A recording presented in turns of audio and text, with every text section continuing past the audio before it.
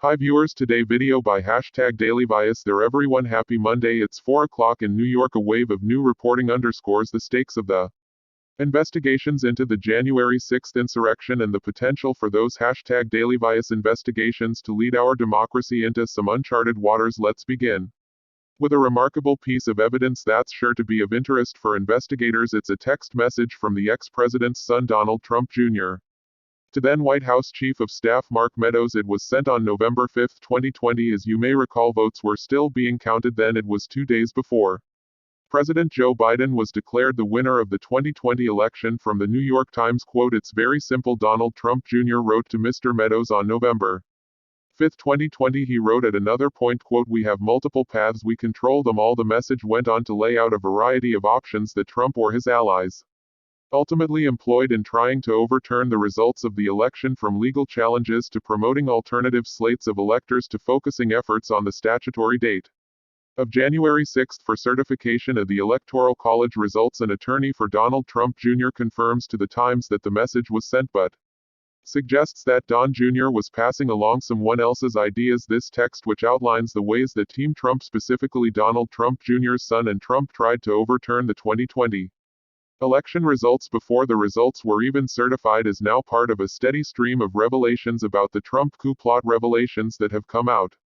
in the past 16 months since the insurrection took place, revelations that have left the January 6th Select Committee convinced that it now has enough evidence to refer the former president to Dodge for criminal charges. That bar has been reached by the committee. Here's what January 6th Committee Vice Chair Liz Cheney said about that on Sunday. "It's absolutely clear that what President Trump was doing, what a number of people around him were doing, that they knew it was unlawful. They did it anyway." Cheney would go on in that interview to downplay some of the reporting that the panel is divided over whether to actually go ahead and make a criminal referral to Dodge. The New York Times reports this, quote, "The debate within the committee centers on whether making a referral, a largely symbolic act, would backfire by politically tainting the Justice Department's expanding investigation into the January 6th assault and what led to it." And on that front, news that Dodge has secured the cooperation of pro-Trump activists in January 6th rally organizer, a man named Ali Alexander. He is the first high-profile figure known to be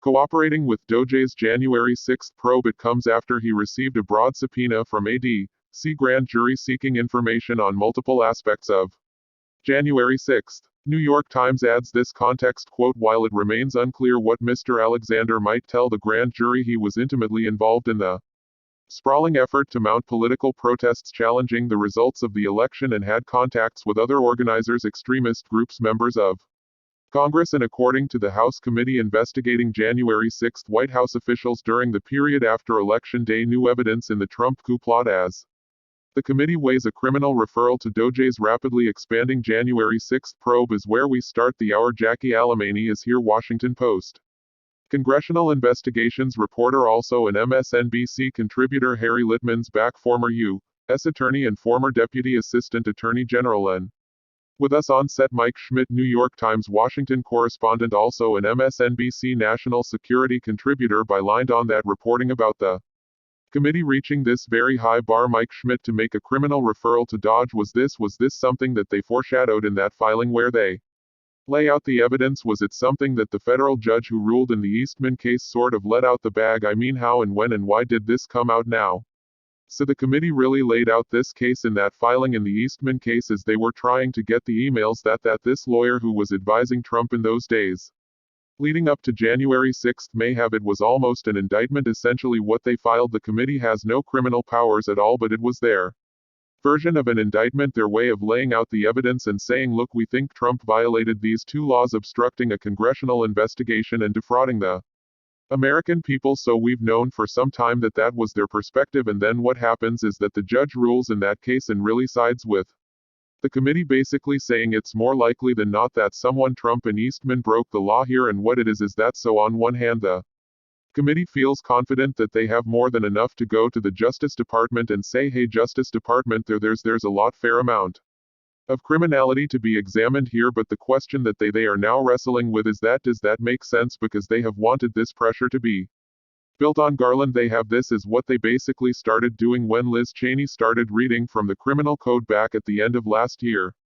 That pressure that they wanted, that they thought they needed to make a referral to create, has already been created because of the judge's ruling, the disclosures that have come out and such. So do they need to make the referral at this point? Do they actually need to do that because the pressure is already there? And if they do that, does it undermine an investigation ultimately? Because what it would do is it would sit, people would say, well, this is the Justice Department just doing what the democratically controlled Congress wants it to do. So why do you need to make the referral if the pressure is already there and a federal judge has said, look, I think there is criminality? I think they believe that that is enough for Garland to do something. Well, I mean, Harry Litman, you tell us, I mean, is a referral without making a referral simply a referral? In other names, I mean, have they proved their point? And by making clear that they have the evidence without going through the procedure of the referral, have they done essentially what a referral would do? Tell me the difference between stopping now with a federal judge agreeing with Mike's assessment that they have adequate evidence and explain what a referral is. I mean, I think a lot of people are wondering why a congressional committee would have to go through this step at all. Why isn't Garland just investigating what appear like clear crimes? He is, and he has all this evidence and probably more, and they can always give it to him. A referral is simply tying it up at the end and saying, we refer this to you for a criminal prosecution or investigation into doing that. Why would they do it? Look, there's a certain drama and gravity to have a branch of the government, just as when Judge Carter made that proclamation, you know, of branch of the government actually say so. And remember when Bob Mueller made no conclusion because he thought he was so bound, it left a kind of muddled and mealy report. Those are the reasons why. But on the other hand, I think this is a genuine and, by the way, nuanced judgment call, not just like a political rift in the committee. If you do it as Mike says, it puts pressure on Garland. He probably can disregard it, but it will diminish or may or give a rise to charges of politicization if he does pull the trigger on it. And it could also, I think they're worried, kind of be off-putting, as if, you know, they're putting too much on him. There's no doubt that it gives him nothing in terms of evidence. And one more thing, when they make referrals for contempt, they're the victims, and that matters. That weighs in the balance here. They're just giving information. So I think it's really the sort of political act, and I don't mean to discount that of having a Congress say so. That weighs in favor, and but there are things on the other side, and especially the point Mike made about giving a ready-made argument, a club to sort of beat them with, by Republicans saying it's just Garland, dancing to their tune. I mean, let me argue the other side here for a second, Harry. I'm guessing Liz Cheney would have read from the criminal statute if Liz Cheney had confidence that that criminal statute was being upheld by the Garland Justice Department. I mean, the vacuum that's been created hasn't been created by the 1 to 6 committee, it's been created by this sense. And again, we don't know, it's opaque. Maybe they are steaming ahead, and maybe all these witnesses are for the first time in the 5 times they've been investigated since Trump arose, just keeping their mouths really quiet. Maybe we're all wrong and Garland has Donald Trump in his sights, but the vacuum wasn't created by Congress, it was created by Merrick Garland. Why are they so fragile? Why does whether or not he investigate Trump depend on whether the committee refers it or not? It doesn't. You're totally right. And by the way, yes, the very statute she read many months ago is exactly, it's just clear at this point that they have the evidence of intent. It doesn't matter even if he didn't know that it was unlawful, but the evidence is copious that he did know, so it's very clear what the decision will turn on is not the evidence, but a whole welter of factors having to do with, is this the right thing for the country? And that's Garland's lonely decision. But you're right, he's no shrinking flower, he has it all. The only reason to do it, I think, is to make their own statement as the committee at the culmination. Hey, we're not just giving you information, we're telling you Trump committed crimes here. It shouldn't and it won't, in my estimation, actually influenced Garland. So Jackie, Mike laid out the 2 crimes that we know the committee has gathered evidence on, and now, as he's reporting, believes they have reached that bar to make the criminal referral.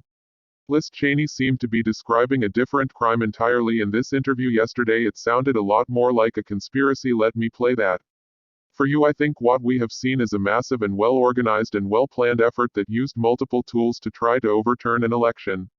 You've seen just in the last few days a plea agreement from one of the leaders of the Proud Boys which lays out in really chilling detail the extent to which violence was planned, the extent to which the message that went out on December 19th about the planning about the rally in Washington. And don't forget, Donald Trump tweeted out that message, there be wild that the day after that message the organization and the planning started, and that they understood, that they knew that they were going to attempt to use violence to try to stop the transfer of power. That is the definition of an insurrection, and it is absolutely chilling. So Jackie, it seems like With this bar reach, what Liz Cheney's is talking about is new evidence or additional evidence that ties Trump to the violence. Is that where the committee is focusing its efforts? Yeah, well, Congresswoman Cheney has been really ahead of the pack when it comes to plotting out where exactly the committee wants to be heading, and so it is smart of all of us to be parsing all of her public statements and including some of the sort of outlines of criminal statutes that she's referencing, so it does very much sound like that. We haven't heard anything from the committee just yet, but then if we're going back and if we're looking at sort of the mirror operation, the Justice Department investigation that the Justice Department is conducting, that is primarily the lane that they're focused on at the moment, although they've approached it really from a bottom-up approach, sort of the opposite of the way that the January 6th committee has been going about their business, in terms at least from a public perspective. But again, I do think you've seen this back and forth as Mike and the New York Times team really got out this weekend about how far should the committee go when it comes to actively talking about criminal referrals, and this disagreement that has played out in public view since Benny Thompson first mentioned the word criminal referral in December, and has really waffled on just how aggressive the committee's ultimately going to be. But one thing that someone I spoke with who's involved in the investigation told me that's really resonated to me is at the end of the day, the committee might be better suited to staying in their lane in terms of making sure that they prove a higher standard of proof that Trump was morally liable, and that is a political question that might in some ways have more of an impact as to making as the word at the New York Times use a superfluous referral to the Justice Department of a criminal referral. Moral liability is no longer a part of the Republican nominating process, so I hope that part is achieved, but I'm not sure it has any political relevance in 2022.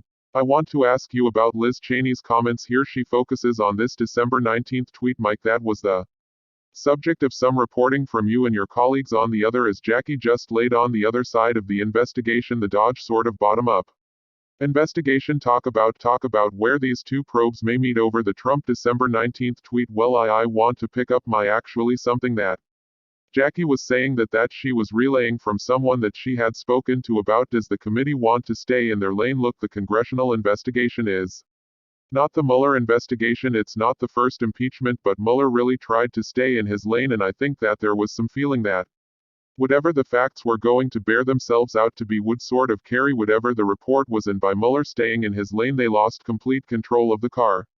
Barr was able to do what he did with his report. Mueller's team was never able to articulate to the public the summaries of their report as a narrative took hold.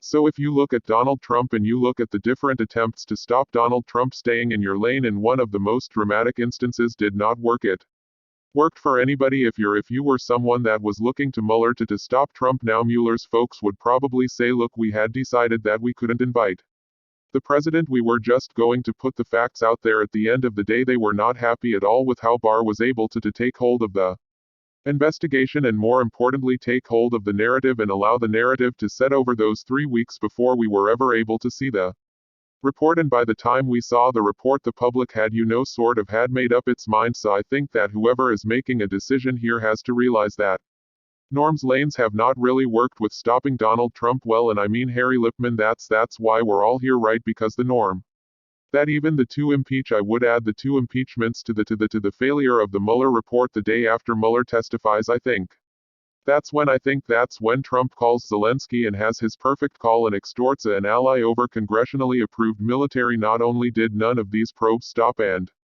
they didn't slow him, they didn't slow the extrajudicial conduct of a sitting U.S. president that Bill Barr and John Bolton have written well-selling books about. So I guess my question to you is, the norm that was supposed to be the final break was defeat. That's what this is about. He was defeated at the ballot box, which is what every impeachment detractor, every Mueller defender said was the best way to get him. Maybe at the ballot box Joe Biden gets him, at the ballot box kicks his political rear end, has a popular vote margin the likes of which Donald Trump could only have dreamed about having himself. And here we are, because what was supposed to be the final break didn't work. Donald Trump didn't accept his defeat, and his bully son is sending texts before the votes are even.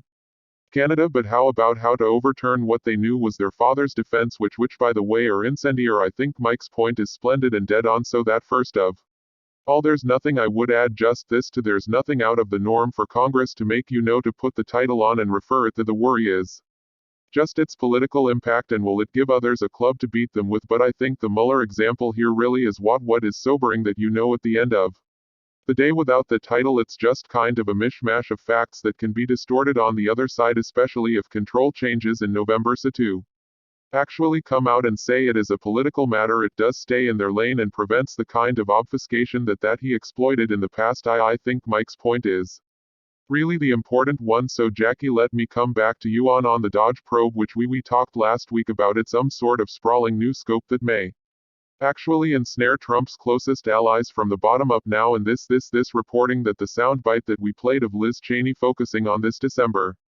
19th has also been the focus of some of these Dodge sentencing memos and other legal filings, and I wonder if you can just talk about the committee's work in that space, about sort of working from the insurrectionist back to the president, as opposed to what we tend to talk about more, Mark Meadows and Steve Bannon and Ivanka and Jared. And all that back down to the violence. Yeah, it's definitely been an undercover point of view with the committee, but we know that they have been interviewing a lot of the same insurrectionists that have also spoken with the Justice Department and have already been tried in some cases and even sentenced. They are looking in.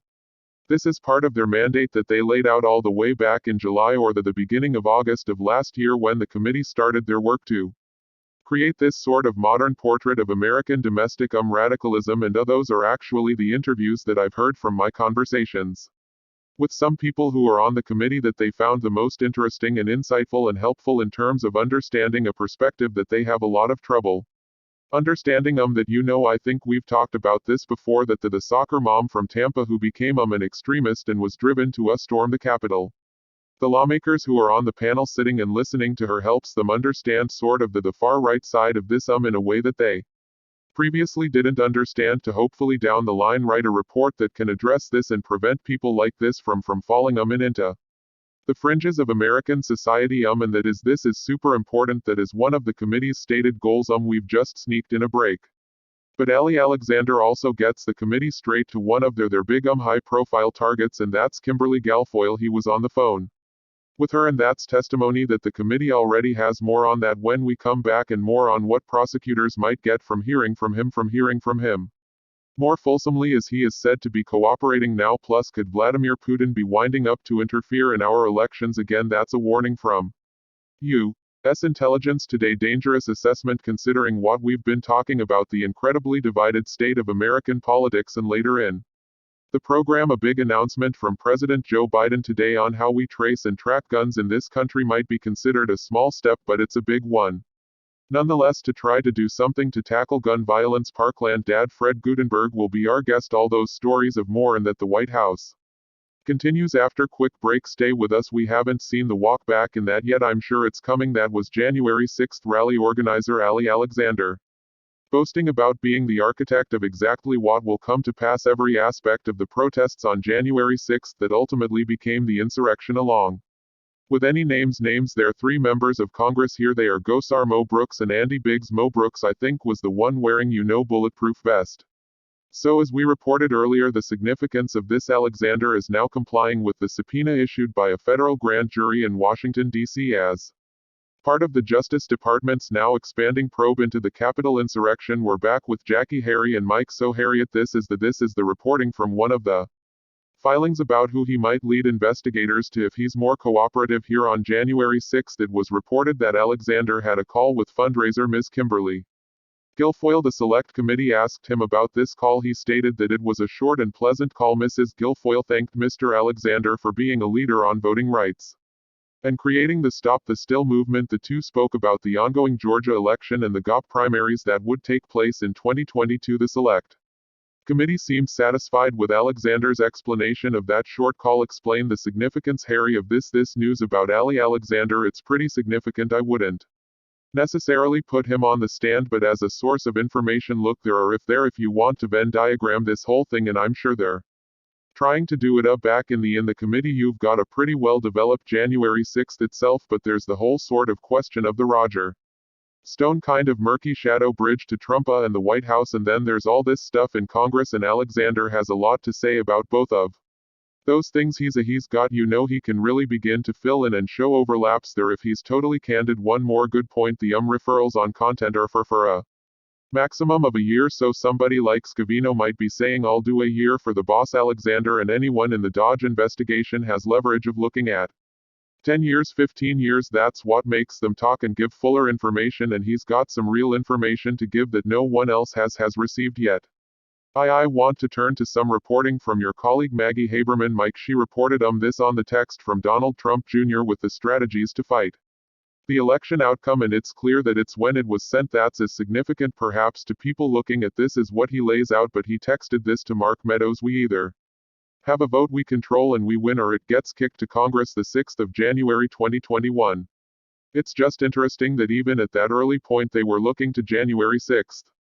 When you were reading before and we were hearing Alexander, there were 3 members of Congress, right, that you named. What was it? Brooks and Biggs. Okay, so the January 6th committee. I'm not answering that question because I thought of something else. Okay, sorry, the January 6th committee gets a lot of credit for being really aggressive and looking at a lot of different things. Those 3 names which have been almost directly tied to January 6th and the pressure, those 3 names have not been subpoenaed. They have issued all these subpoenas. They've got all these, they've got, metadata, or they got phone records. I don't think they admitted that they have phone records. They have #Daily Vioce, all these documents, text messages and such, but they haven't subpoenaed those 3 people. And it's in for reasons that are really not entirely clear. It seems like they don't want to take the gloves off in regards to other members of Congress.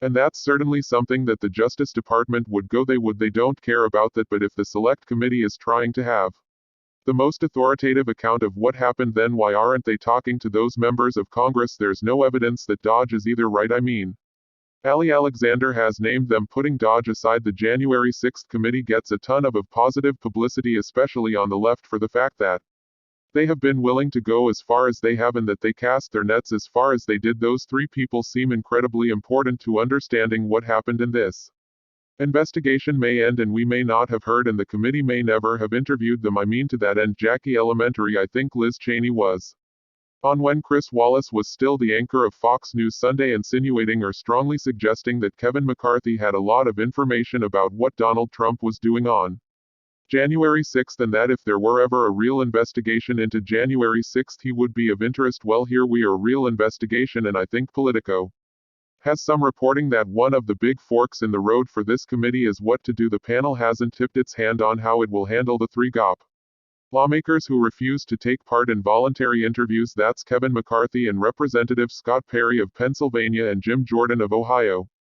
So those are the 3 who I think are named in other interviews that they've done as emissaries of the coup plot. What is the status of those conversations? As far as the committee's concerned, I think Mike has hit the nail on the head here, and in private conversations with people involved with the investigation, we've heard that the committee doesn't want to necessarily cross the Rubicon when it comes to subpoenaing their fellow colleagues, that things are already very tense, and they don't want to add even more rancor to these bipartisan, to the extent things are bipartisan relationships that they have on the Hill, and that there is a sense that maybe the Department of Justice can provide some sort of relief here when it comes to these members specifically. But I stopped Paul Gosar in the hallways last week. Of course, everything that he tells us we have to take with a major grain of salt and a fact check, and he tried to claim that Ali Alexander had exonerated him in his closed-door testimony and interviews with the January 6th committee, and that's why he hadn't been called in. But then he also continued to say that he should not be. He would if he was called, and he would not appear before the committee unless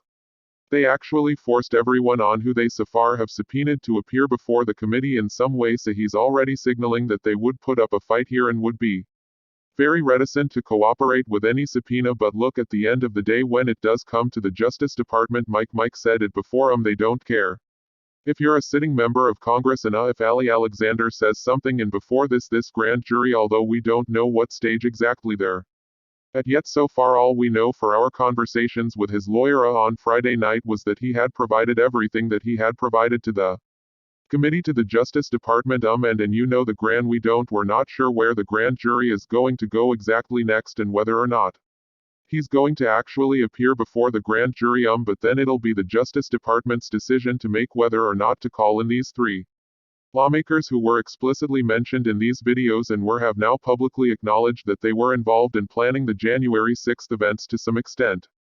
So I'm going to try one more time with the Don Jr. evidence with you, Harry Lipman. You've got hashtag Daily Bias, the net coming closer and closer on the congressional front. And it would appear on the Dodge front you've got Kimberly Guilfoyle invoked by Ali Alexander, and you've got this text from Donald Trump Jr. The significance to me seems to be that even before the certification they knew they'd lost and they were turning to these anti-democratic measures. The plot was always a disruption. The plot was always to defy the will of the voters, and the president's son is talking about January 6th. I mean, it just knocks out any questions about the premeditated nature of what would come to transpire on January 6th. Tell me how you see the Don Jr. evidence, hashtag Daily Bias. So that's true, and that's 100%, and then the point is it's comprehensive, so January 6th isn't something they stumble into in a happenstance way. A few more just quick points. Yes, they would call members of Congress, but I think the committee has actually chosen to go by and large paths of lesser resistance in order to be able to have a full presentation come June. One more thing about Alexander: before he goes to the grand jury, he would have been debriefed at length with FBI agents, so they've got everything chapter and verse, and they know how they're going to want to use it. And if and when they call members of Congress to either testify or just have an informal interview, they'll have all the information, and the members of Congress won't. That's how Dodge scares people and gets information. Let me ask you a quick follow-up. I mean, would you put Kevin McCarthy and Jim Jordan in a separate category as an investigator than the people Alexander clearly names? Says he seems to suggest they were co-conspirators in the events that preceded the 1-6 insurrection. Are they different buckets in terms of the kinds of witnesses? Yes, and for exactly this reason they are going methodically. That, by the way, is the criticism. Can't we cut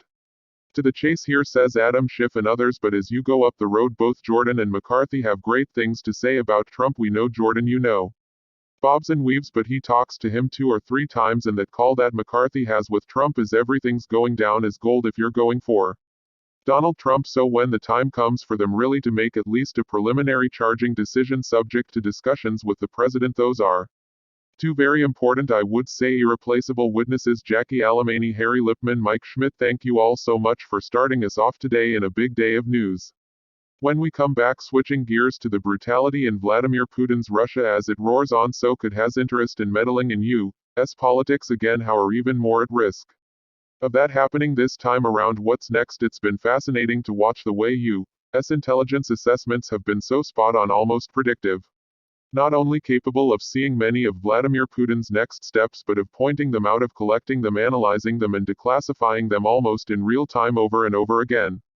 Even before the invasion of Ukraine, intelligence agencies correctly warned the American people about false pretexts and the Kremlin's overall strategy. Now there's a new warning, one that hits even closer to home for all of us. The Associated Press is reporting this. Intelligence officials say Putin, quote, may use the Biden administration's support for Ukraine as a pretext to order a new campaign to interfere in American politics. Well, those officials say there's no evidence that a plot similar to 2016 and 2020 has been authorized. There are still major concerns from that new reporting, quote, given Putin's antipathy toward the West and his repeated denunciations of Ukraine. Officials believe he may see the U.S. backing of Ukraine's resistance as a direct affront to him, giving him further incentive to target another U.S. election. Those people said it's not yet clear which candidates Russia might try to promote or what methods it might use. Joining us now, BBC News U.S. Special Correspondent Katie K. Ben Rhodes is back. Former Deputy National Security Advisor to President Obama, and Charlie Sykes, the serial editor-at-large of The Bulwark. All MSNBC contributors. Charlie, because you're the least polite of all of us, is not counting me. I'm the least polite of all. We know exactly who would try to help. They try to help the people who call Vladimir Putin clever and genius. They try to help the Republicans. Well, why wouldn't he try to do this at this point? Over the weekend, the West had kind of a shock, worried about what would happen if you had a far-right Putin fan elected as the president of France. Well, think about that for a moment. But the election of a far-right Putin fan as president of the United States is the times 1000. So we've already lived through all of that. Look, Vladimir Putin's return on investment of his intervention in the past in American politics has been beyond calculation. He's miscalculated badly in Ukraine, but if his goal was to sow a chaos and dissent in American politics, he has succeeded. If his goal was to install at least for 4 years someone who shared his views of NATO, then he also had succeeded. Look, there's No reason why he would not if he's in a position to do so. Interfere in 2024. Look, he may be losing on the battlefield in Ukraine, he may be losing in the West. NATO may be more united than ever, it may add Sweden and Finland, but none of that matters if he is able to get one of his allies back into the Oval Office in 2024. That would be a catastrophic success for Vladimir Putin, so he has every incentive to interfere in our politics again, and don't take our word for it, take the word of John Bolton. Let me read you this from today's New York Times. Ben Rhodes. This is from a piece entitled "This Was Trump Pulling a Putin." When I asked whether he believed Trump could be viewed as an authoritarian, John Bolton replied, quote, "He's not smart enough to be an authoritarian, but had Donald Trump won in 2020, Bolton told me, in his second term he might well have inflicted, quote, damage that might not be reparable." I asked whether his same concerns would apply if Trump were to gain another term in 2024. Bolton answered with one word, "Yes. I mean, the thing is, just like Charlie wasn't slow about who a Putin would be interfering to help, the reality is we don't to be subtle about the fact that we know Donald Trump wanted to pull out of NATO. Multiple advisors have said that he wanted to do that and was restrained from doing so. I cannot think of anything that could be better for Vladimir Putin than maybe not pulling out NATO, but certainly having a president who would not even say aloud the Article 5 commitment to the common defense of NATO allies until he was literally dragged into doing it, who basically fought with our key European allies throughout his presidency. Having somebody like that in the White House at the height of the most significant conflict in Europe since World War I would be a massive strategic victory for Vladimir Putin. It would create chaos among the alliance.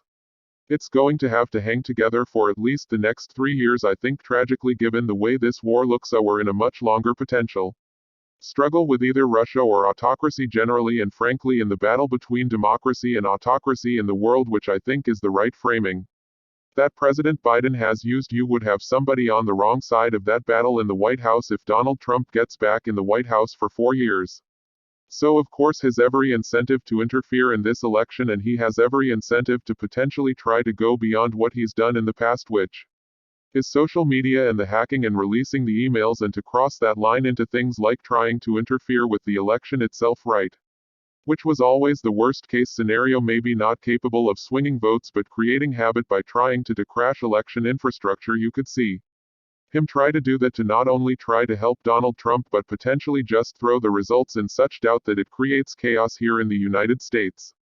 Yeah, and in KDK, the harrowing scenario that was described to me, and I've said this on the show before, by a former Dodge prosecutor, is that we've gotten better at protecting ourselves in some ways, but we've become more divided, more fractured, and one of the two parties does not have faith in our elections thanks to Donald Trump. You get a big chunk, 30% of the country, that doesn't think the results of what Chris Krebs described as the most secure election in America's history is legit. So you've got a country like pre-broken, pre-crumbled, and when he analyzed the comments that people like Tucker Carlson, Mike Pompeo, and Donald Trump made on the eve of the invasion of Ukraine, he said that's all they have to do: call him genius, call him clever, say nice things about him like they can circulate in a loop on Russia today and their aid from Russia is secure. Yeah, and look, one of the reasons that we are as divided as we are in the United States is because Russia's had a hand in stoking those divisions. A European intelligence official told me recently that they had seen evidence that it was Russian groups who had been funding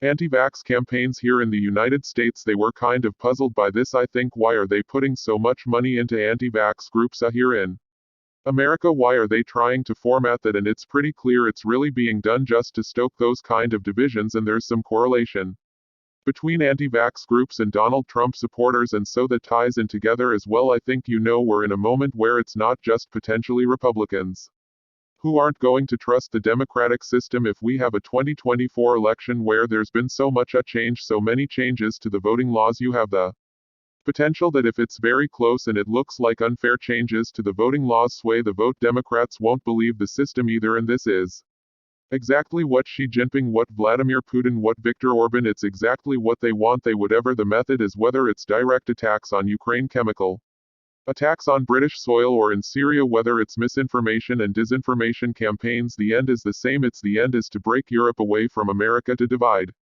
European allies, to cause disunity in the West. That's what Vladimir Putin wants to do. Daily vioce. He'll just pick whatever tool it is to get there, so it doesn't surprise me at all that he would try to interfere in the next election. In fact, the only thing that would surprise me is that he wouldn't try to interfere. I mean, I guess what never stops shocking me is that the Republican Party in which I once worked would help him. We're going to continue the conversation. One ominous prediction from another former advisor to the ex-president after a quick break. Thanks for watching this video by #DailyVice channel following.